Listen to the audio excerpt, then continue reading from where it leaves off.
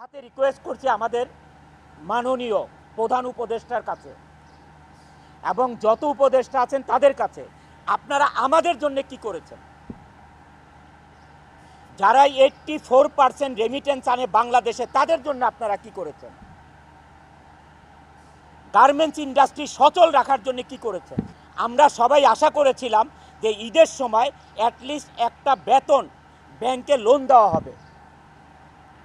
যে শ্রমিক ভাই বোনদেরকে আমরা কি করতে হবে দেখেন, মার্চ মাসে ফেব্রুয়ারির বেতন দিতে হবে, বোনাস দিতে হবে, আবার মার্চ মাসের 50% বেতন দিতে হবে।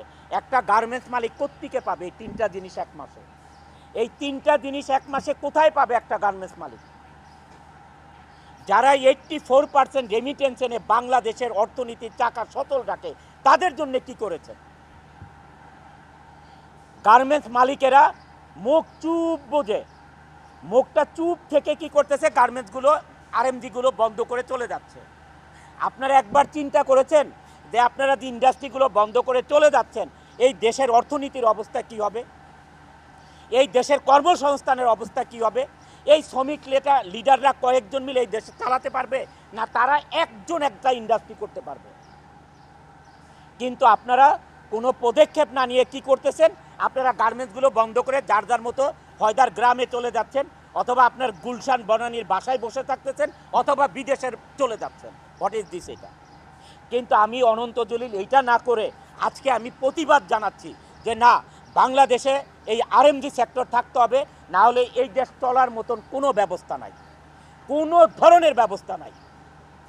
আপনি যে আজকে চাল কিনবেন, আমাদের দেশে যে চাল উৎপাদন হয়, গম উৎপাদন হয়, ডাল উৎপাদন হয়, সমস্ত কিছুর 50%-এর মতন ইম্পোর্ট করতে হয়। ভাত খাবেন কোত্থেকে? জীবনের সব আয়োজন এখানে একসাথে। ভাতটা খাবেন কোত্থেকে? গার্মেন্টসের ভাই বোনেরা, আপনারা বাজারে দিয়ে বাজার থেকে চাল কিনবেন, কোত্থেকে পাবেন আপনারা? এই চালটা পাবেন কোথায় আপনারা? এই চালটা ইম্পোর্টের, আর এটা ডলার ছাড়া ইম্পোর্ট করা যাবে না। বাংলাদেশের টাকা আজকে কোনো দেশ আপনার নিবে না এটা রপ্তানি করতে, আমদানি করতে। কাউকে আপনি টাকা দিলে নিবে না, ডলার দিতে হবে। তাহলে এই ডলার কোত্থেকে আসবে? আমাদের কৃষক ভাইরা যে আজকে ফসল ফলাবে, এই সার কোত্থেকে আসবে? এই দেশে সার কোত্থেকে আসবে? এই সার ইম্পোর্ট করে আনতে হবে, আর এই ইম্পোর্ট করতে হলে ডলার লাগবে। এই ডলার কারা এই ডলার কারা বাংলাদেশে আনে?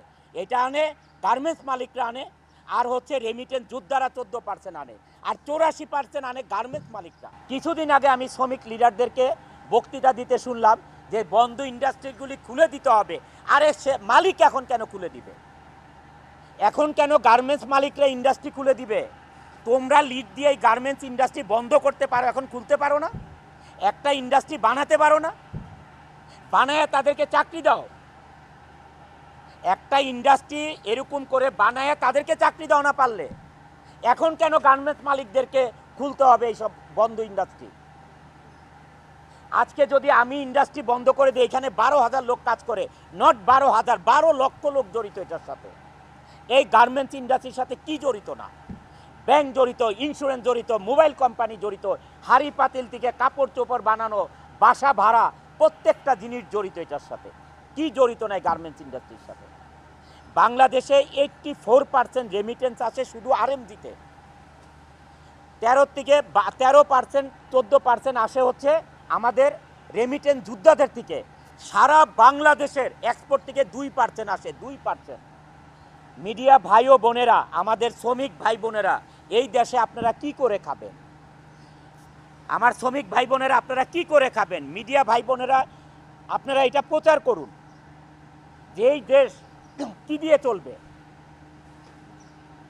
আমাদের প্রধান উপদেষ্টা জনাব ডক্টর ইউনূস সাহেব 12%, 13%, 14% রেমিটেন্স আসার কারণে বাংলাদেশে এই রেমিটেন্স যোদ্ধাদেরকে যেই সম্মান দিয়েছে, এয়ারপোর্টে আলাদা তাদের বাসস্থান করেছে যে তারা এসে রেস্ট করতে পারে, হোটেলের মতন করেছে, আত্মীয় স্বজন এসে থাকতে পারে, এয়ারপোর্টে তাদেরকে সার্ভিস দিতে হবে, এত ব্যবস্থা করেছে।